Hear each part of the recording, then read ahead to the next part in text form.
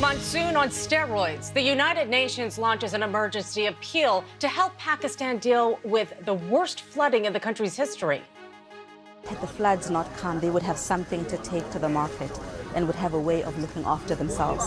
And yet now they have to sit on the side of the road and wait for food to be delivered. An unprecedented climate catastrophe. That is how the UN has described the devastating floods in Pakistan, which has left a third of the country underwater. Now, provinces like Sindh and Balochistan in the south are the worst affected, but the heavy rain also continues to cause huge problems in the mountainous regions in the northwest.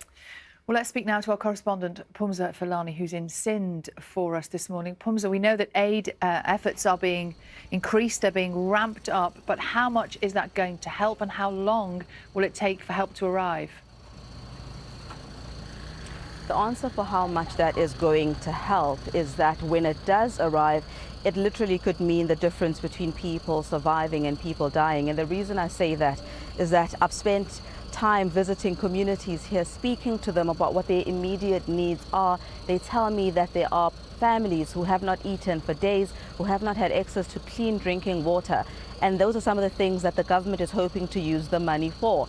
This was a farming community, especially in rural Pakistan. People had livelihoods. They were able to feed themselves and their children, and that has been completely destroyed. So as it stands, they are dependent on aid. They are living on the side of busy roads, waiting for food to come. Sometimes it does, other times it doesn't. And local aid workers have said there simply isn't enough resources in the country to go around, and they're having to make difficult decisions.